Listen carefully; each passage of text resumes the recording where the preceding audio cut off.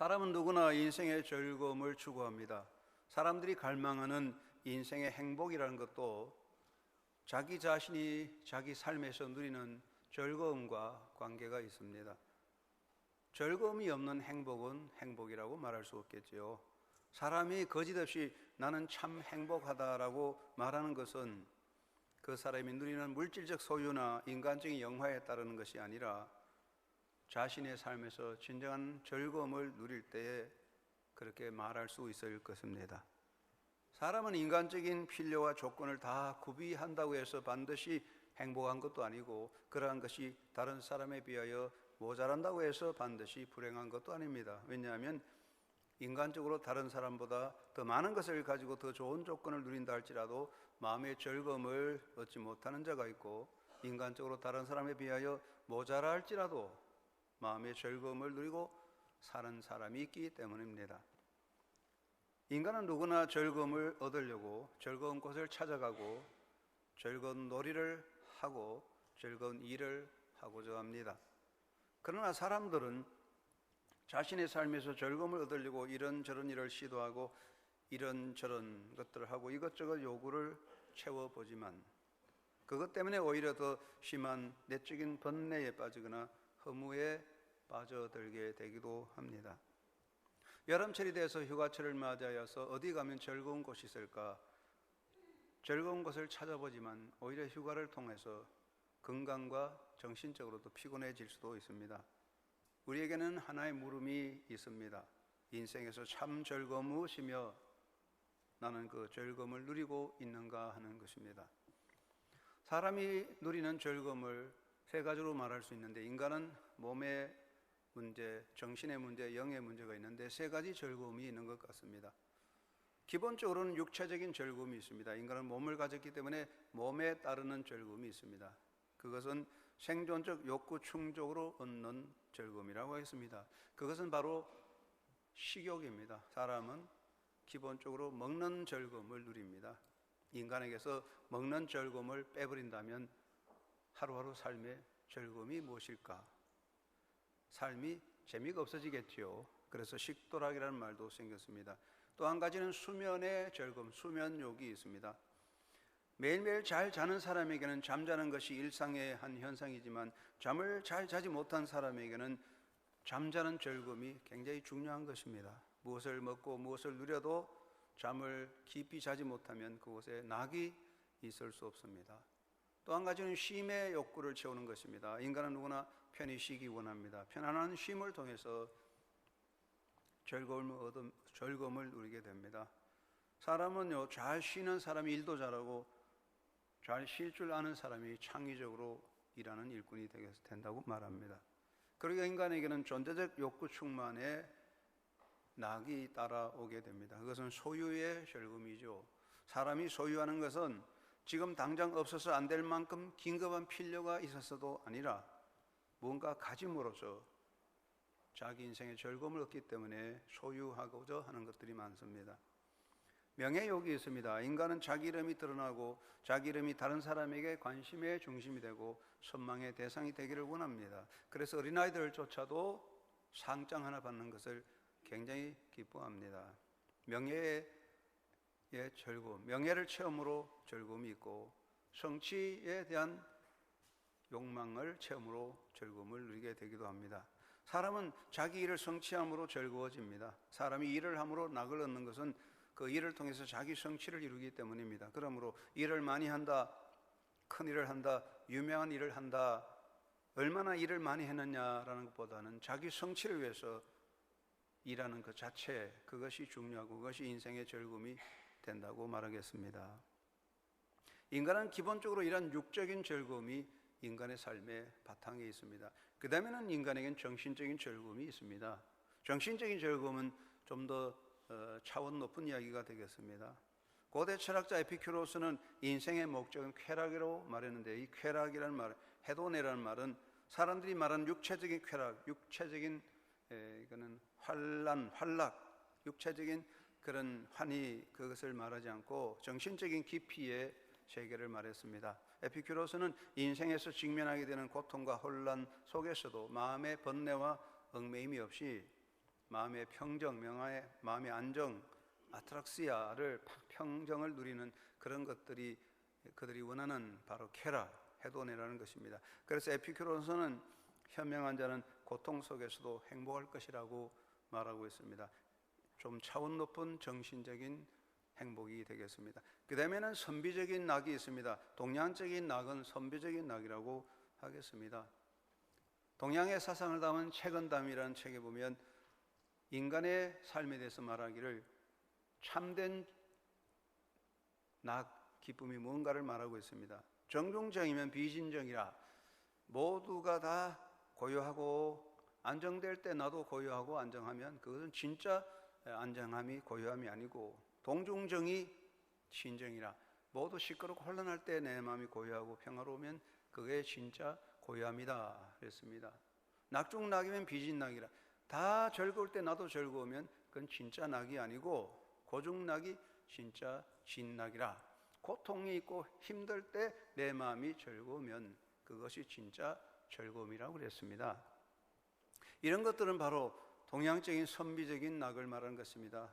논어에 보면 여러분 잘 아는 말이 있지 않습니까? 반소서 엄수하고 곡괭이 심지라도 낙엽재기 중이라. 썬나물 먹고 팔베개하고 잠을 잘지라도, 물을 마시고 잠을 잘지라도 그 중에 낙이 있다. 여러분 과연 그런 낙이 있습니까? 이건 정신적인 선비적인 세계를 말하지요. 우리 조상들은 이러한 선비적인 즐거움을 누리고 있었던 것 같습니다. 또 한 가지는 수도자적인 낙이 있습니다. 돌을 닦는 과정에서 얻는 즐거움이 있어요. 보통 사람이 볼 때는 수도자의 삶이 고통이고 고행이 힘들어 보이지만 수도자는 정신적인 깊이를 가졌기 때문에 수도의 과정 속에서 또 돌을 닦음으로 얻는 어떤 경제를 통해 큰 기쁨을 맛보게 되죠. 이런 것들을 정신적인 즐거움이라고 말할 수가 있습니다. 그런데 인간에게는 세 번째 중요한 게 있는데 영혼의 즐거움입니다. 사람은 몸이 있고 육체가 있고 그 육체가 있고 그다음에 이 정신이 있고 그다음에 영이 있습니다. 영의 즐거움이 중요한 것입니다. 오늘 읽은 시편에서는 하나님께서는 내게 즐거움을 주신다는 것이 아니라 내 영혼을 즐겁게 하신다고 노래합니다. 영혼의 즐거움은 인간의 가장 깊은 내면의 즐거움인 것입니다.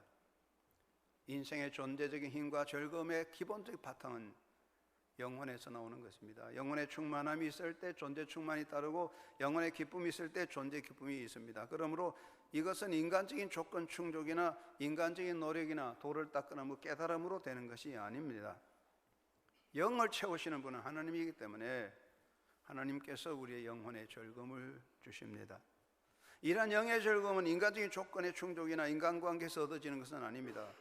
하나님과의 관계에서 얻어지기 때문에 하나님의 자녀들에게 주어지는 즐거움이 바로 영혼의 즐거움이라고 하겠습니다. 오늘 예배하는 한영교회 성도들은 이런 영혼의 즐거움을 누리고 있는 줄로 믿습니다. 시편 30편 11절에 하나님께서 나를 춤추게 하신다 그랬어요. 그는 하나님이 내게 즐거움을 주신다는 이야기입니다.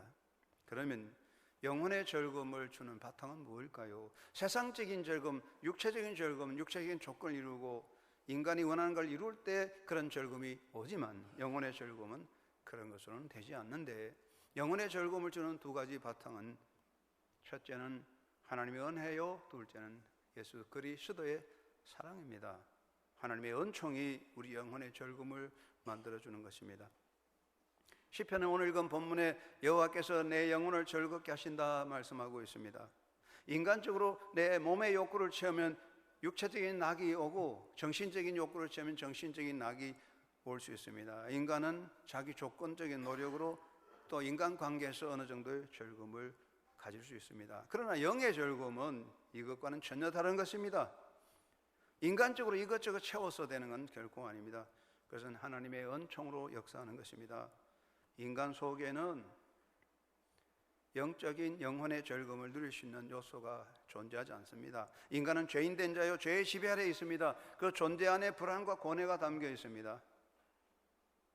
인간은 인간적인 조건을 채우고 인간적인 노력으로는 잠시 인간의 낙을 누리지만 이것도 한순간의 현상으로 지나가고 허무하게 사라지는 것입니다. 인간은 낙을 누리면서도 그 속에는 보이지 않는 불안과 고뇌가 함께하는 것입니다.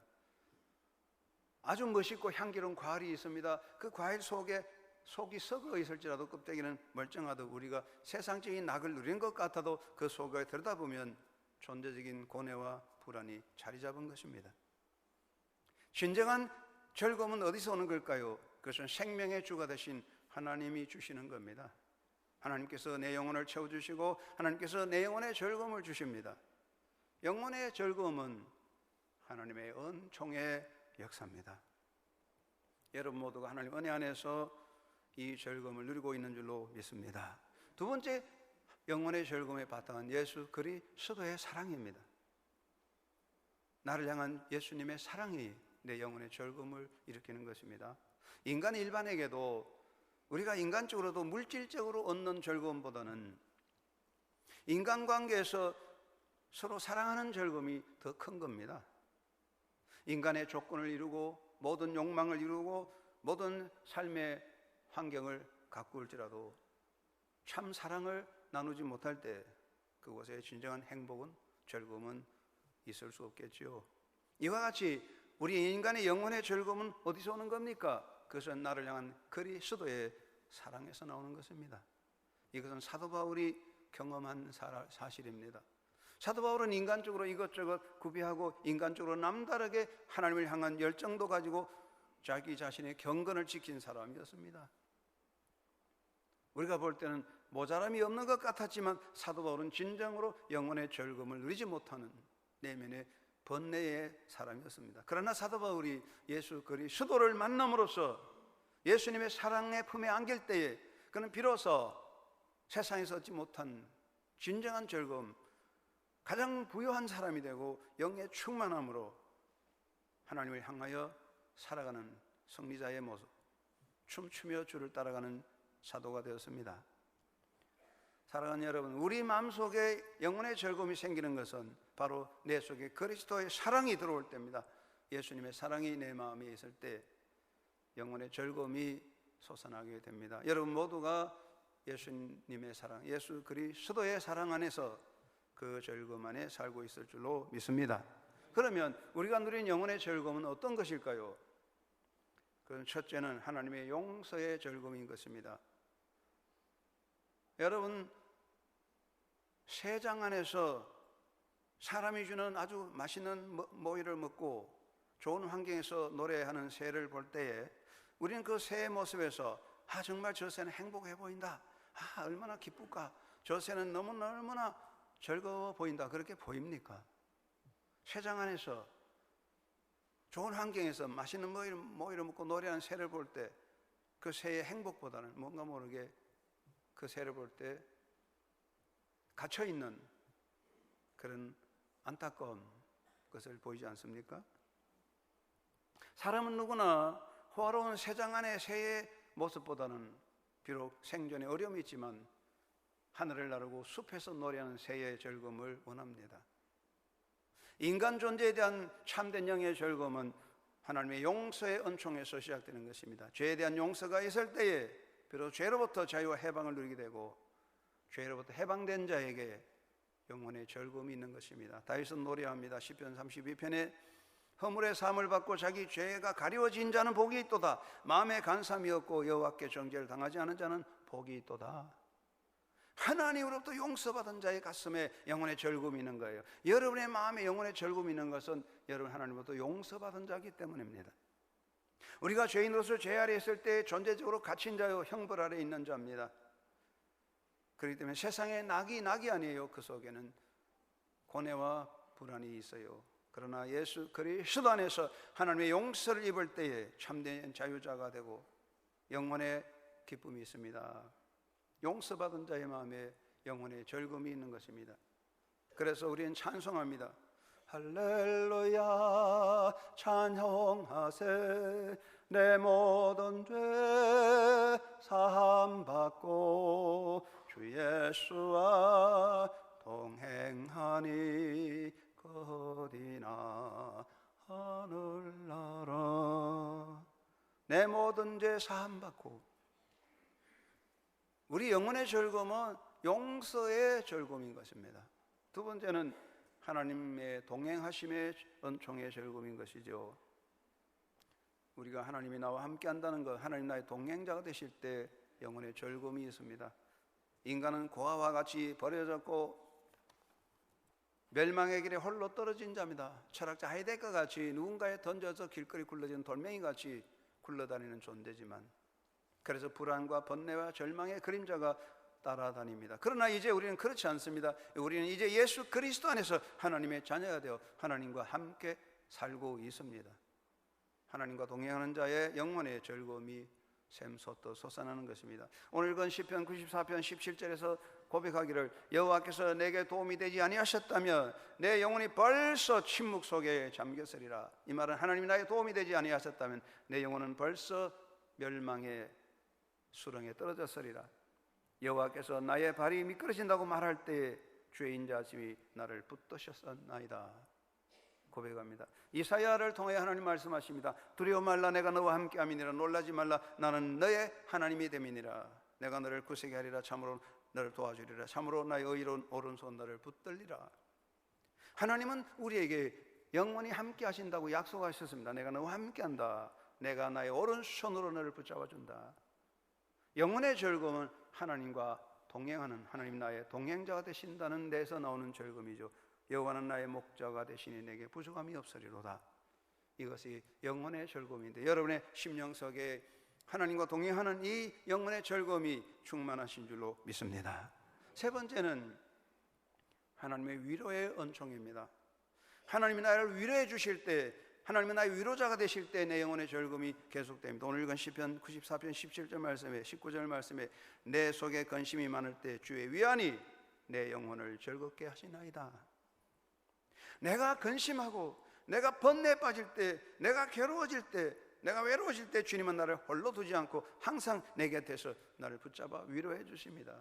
하나님은 예수 그리스도 안에서 이제 나를 고아와 같이 내버려두지 아니하시고 붙잡아 주시고 품어 주십니다. 하나님은 나의 아버지시요 그는 나의 위로자가 되시기 때문에 영혼의 즐거움이 있습니다. 네 번째 영혼의 즐거움은 하나님이 주시는 기쁨인 것입니다. 인간의 기쁨도 있습니다. 그런데 인간의 기쁨이 오래 못 가요. 오늘 웃다가 내일 슬퍼지고 아침에 웃다가 저녁이 되면 고통당하는 존재. 인간의 기쁨은 사라지는데, 그런데 인간의 기쁨도 대체로 좋은 이웃과 사람을 통한 기쁨이 가장 큰 것 같습니다. 사랑하는 여러분, 하나님은 우리에게 기쁨이 되십니다. 시편 30편 11절에 주께서 나의 슬픔이 변하여 내게 춤이 되게 하시며 나의 베옷을 벗기고 기쁨으로 띠띠우셨나이다. 하나님은 내게 기쁨을 주시는 분이에요. 우리가 목마를 때 물을 마시면 시원하지만 돌아서면 갈증이 더 심해집니다. 세상의 기쁨을 추구할 때 잠시 기쁘지만 돌아서면 그 허무와 더 큰 공허에 빠지게 됩니다. 그러나 하나님이 주시는 기쁨은 생명수가 돼서 우리 마음에 변함이 없는 하늘나라까지 연결하는 생명의 기쁨이 있습니다. 우리는 그리스도 예수 안에서 이 행복의 기쁨을 누리고 있는 것입니다. 사랑하는 성도 여러분, 하나님은 우리 영혼을 즐겁게 하십니다. 여러분 모두가 영혼의 즐거움을 누리고 사는 자인 줄로 믿습니다.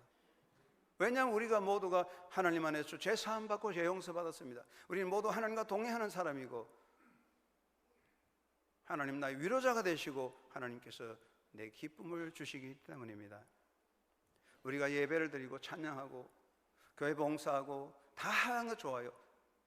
그러나 우리가 아무리 교회 다니고 신앙생활 할지라도 영혼의 즐거움이 없다면 이 기독교 신앙 하나의 멍해가 되고 무거운 짐이 될 뿐입니다. 하나님이 주신 이 영혼의 즐거움이 여러분의 삶 속에 있어서 정말 진실한 행복자의 삶이 되시고 믿음으로 승리하시기를 주의 이름으로 축원합니다.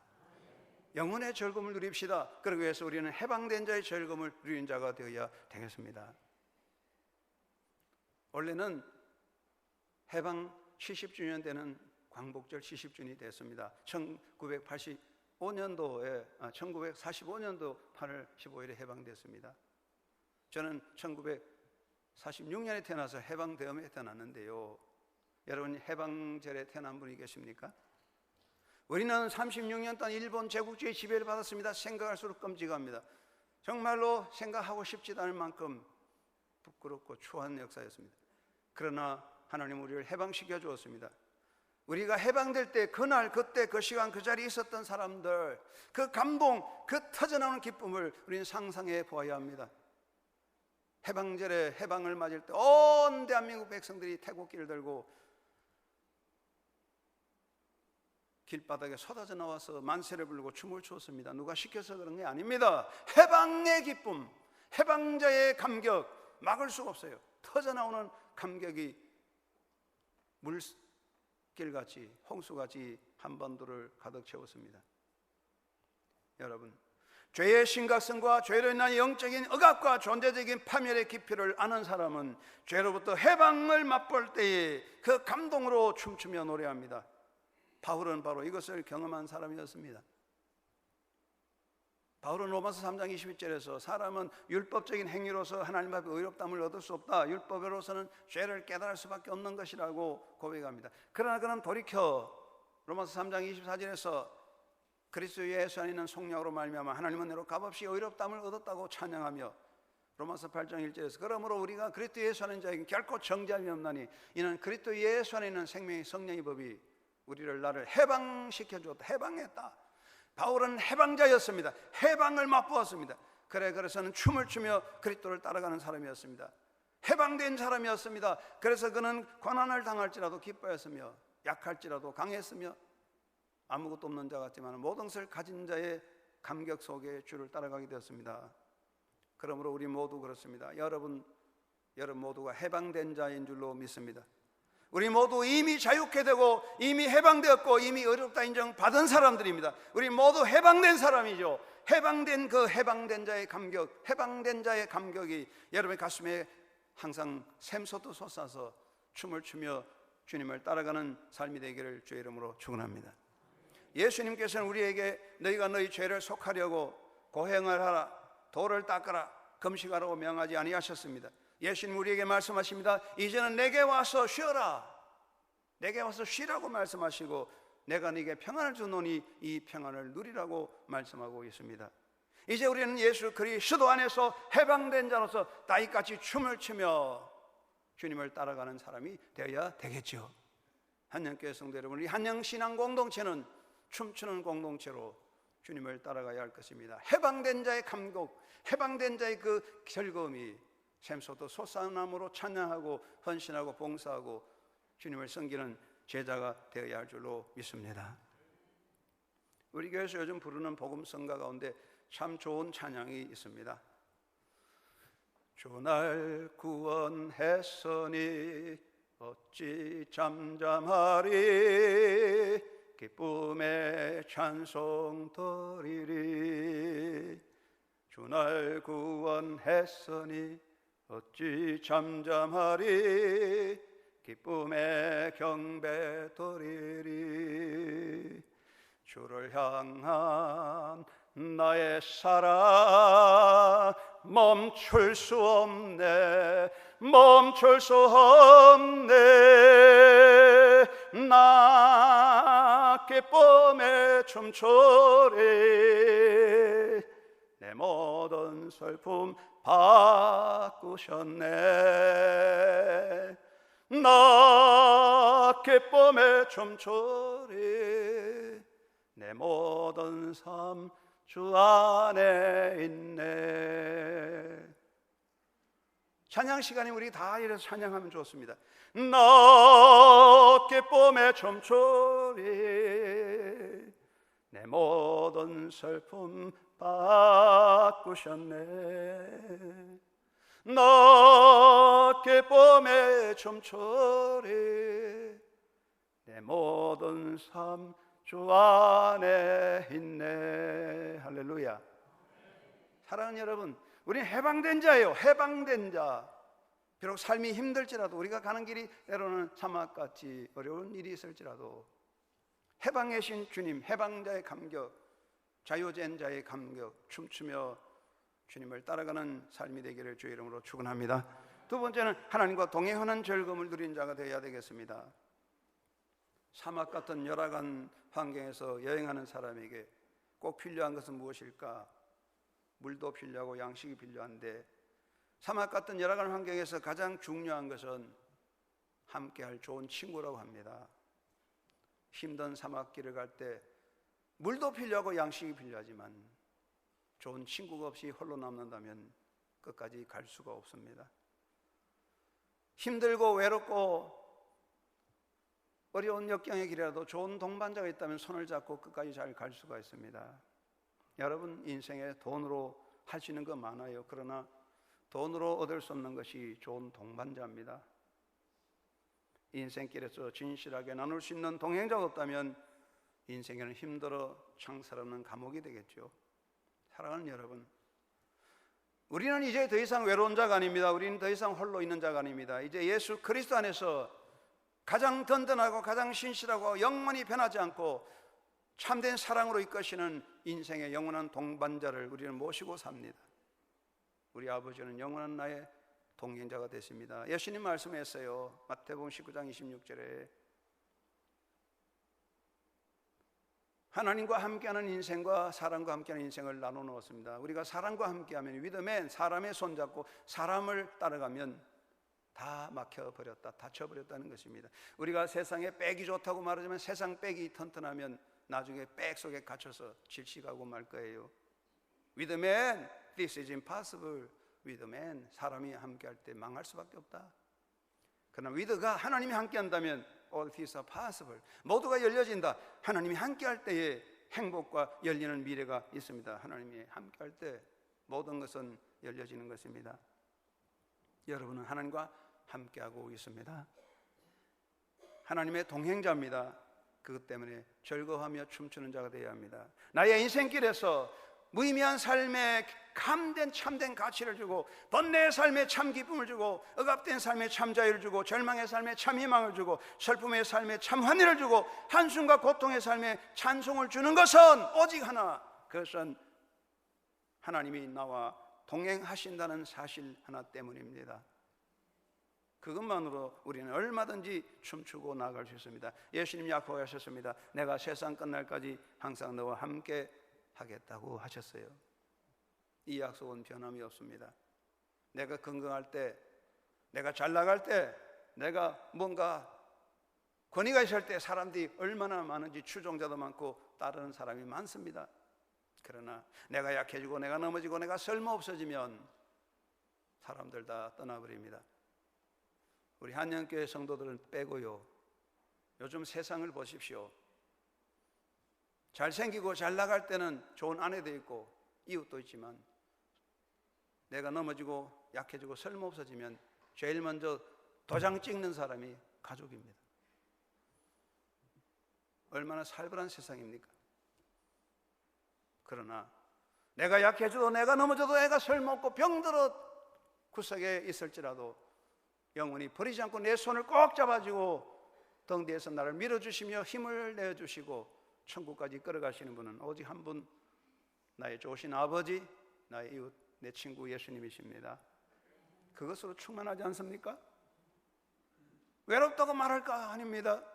예수님이 내 곁에 계십니다.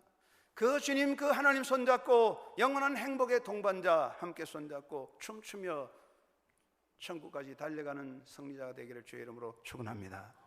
세 번째는 누릴 영광을 바라보고 즐거워하자는 것입니다.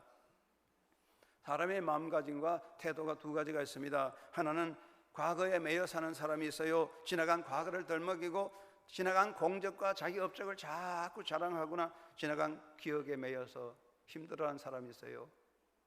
그러면 발전하지 못하고 미래를 열어갈 수 없겠지요. 물론 인간이 지나간 과거가 나를 괴롭힐 수 있지만 그게 매이면 우리는 미래를 열어갈 수 없지요.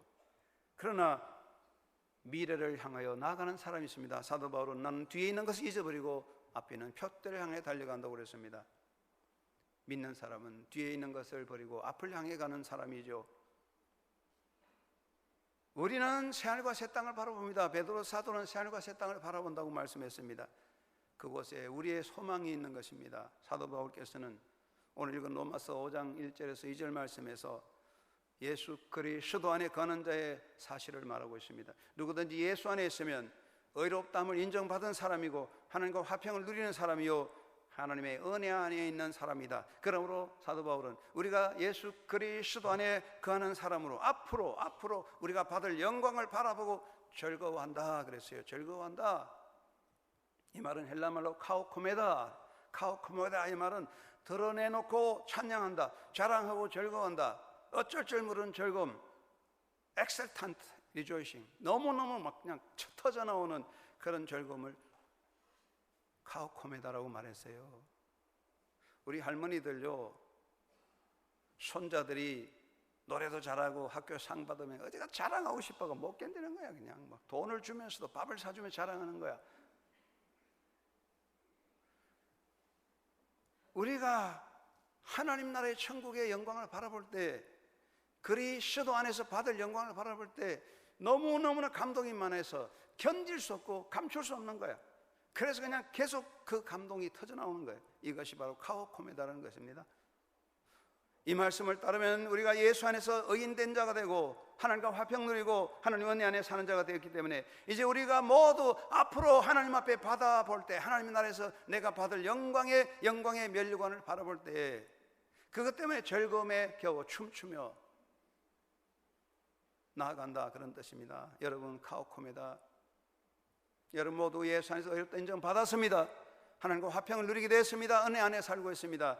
앞으로 받을 영광, 천국 영광 바라보고 카오코메다 춤추며 어깨를 펴고 찬양하며 달려가는 삶이 되기를 주의 이름으로 축원합니다.